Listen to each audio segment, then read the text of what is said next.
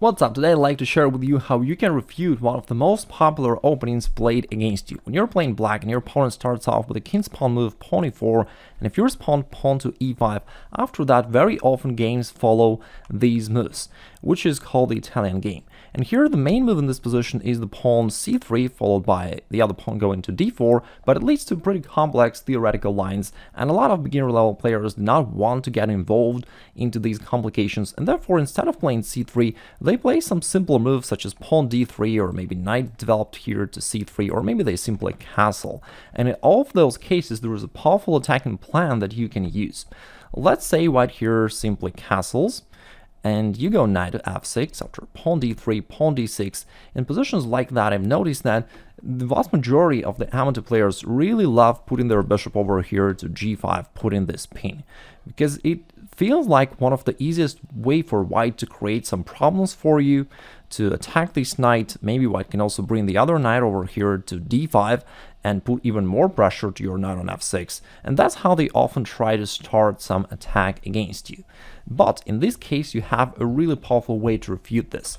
You start off by playing pawn h6, white says, okay, let me just move my bishop back, and it's hard to believe that in this position white is already lost. But it's certainly not intuitive to see how and why, because if we ask any average level player to evaluate this position, they'd probably say that it's an about equal normal game of chess, right? But it's not. White is already lost. But you need to know the attacking pattern that works like crazy in this position. But before we are going to dive into this, let me also tell you that for today's video, I've prepared a nice free bonus for you.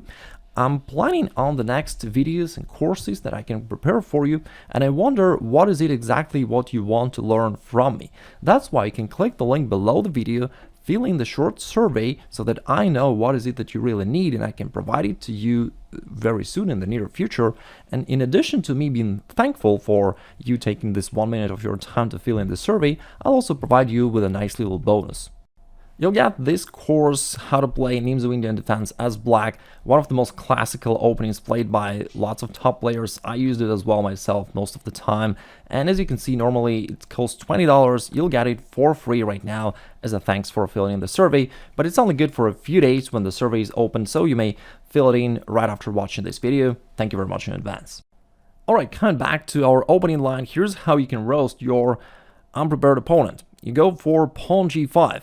It turns out that the white's attacking attempt backfired, and now you actually start gaining tempos by attacking this bishop, because after bishop g3 you follow up with pawn h5, preparing this pawn to be pushed forward, and after that this bishop on g3 will be trapped.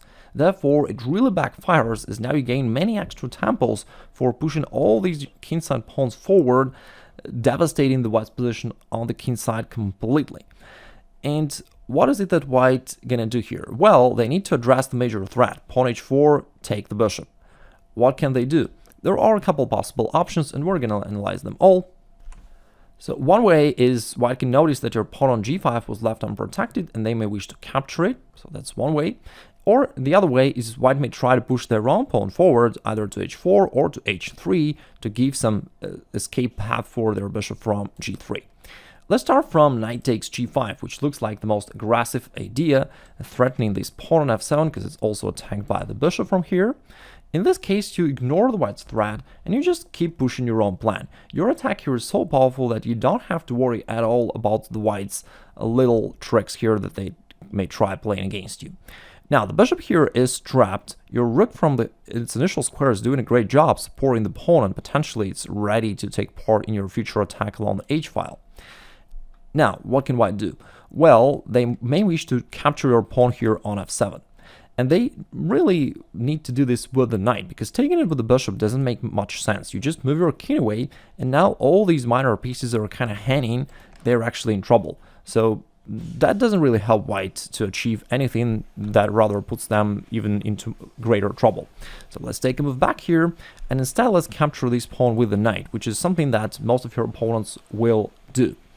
There was an old game here played by Chigorin, one of the famous players of the past, where he played pawn takes g3, sacrificing the queen here on d8, and even though he won the game in a very impressive style, and I'll link my video below the video and in the YouTube card where you can see the details of how you can do that if you're interested, alongside with a couple other traps in the Italian game. But I think that the easiest way for black to win is to avoid these complications and to simply play queen e7, removing the queen from the attack, and after that you can attack risk-free, and it's very simple. You don't really need to calculate anything too much or, dive into some complications.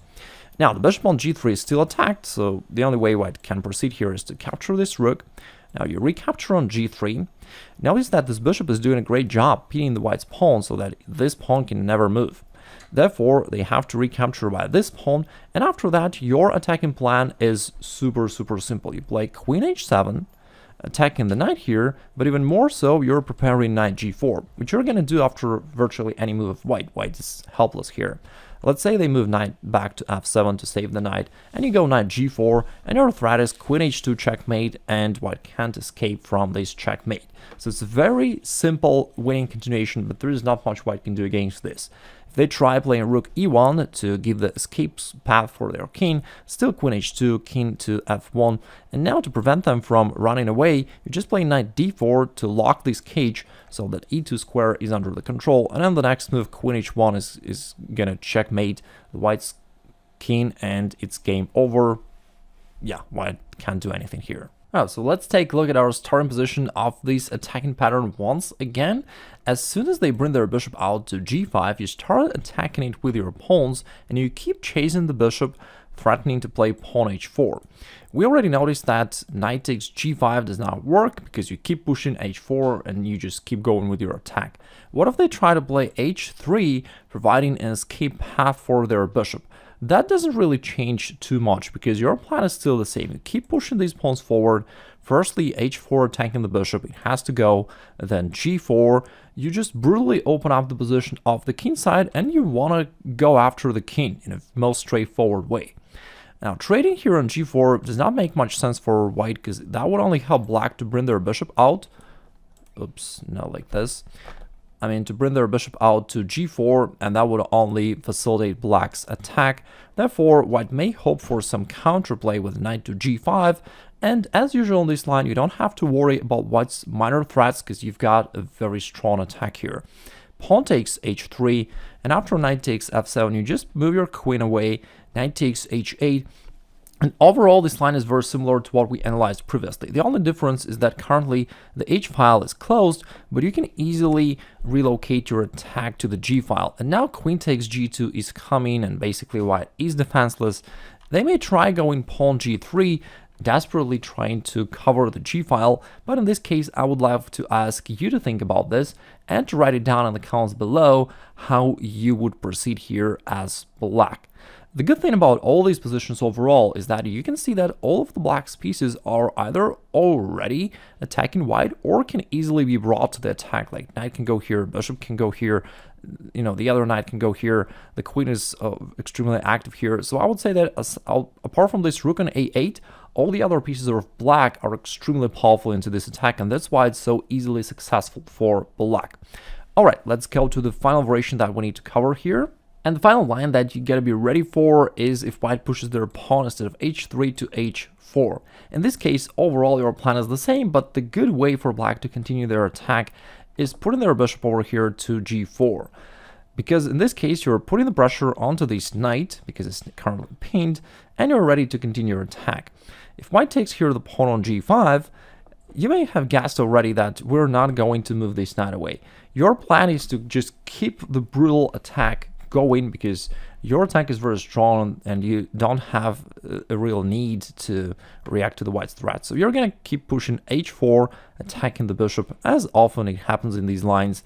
Notice that because the knight is pinned, white cannot really take this pawn over here because you're just going to simply recapture with a rook, and since white cannot recapture it, that doesn't help white at all. That rather helps black to keep this file open, and we got a bishop. So that's not an option for white. And if they move their bishop backwards, let's say bishop h2, you just keep pushing pawn to h3. And if they try to keep it closed, now their knight on f3 really lost the protection. And you can now move your knight away to h7 because now it's not just a defensive move. You're going to take here on g5, and after that to capture the knight on f3. And because the knight is pinned, there is really nothing that white can do against this because you will either bring this knight, or you can also bring the other knight here to attack the white's knight on f3. You can bring the queen to f6 in the future. Like, you can easily see that white is completely overwhelmed and you're gonna win easily.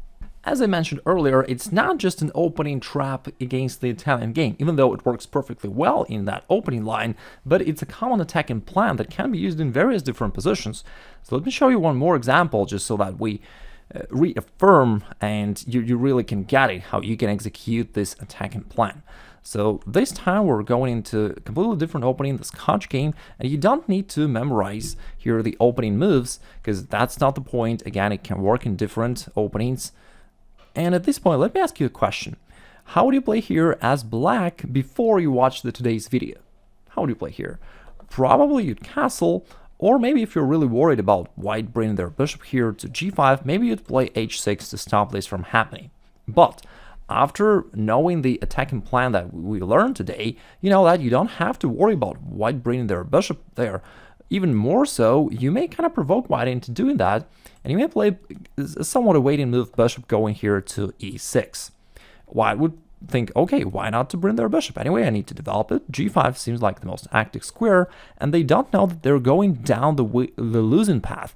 After you start this strong attack on the king side, gaining temples by attacking this bishop, threatening pawn h4, and then white is lost. Once again, without seemingly doing anything wrong in this game, just playing normal development moves, white is already lost.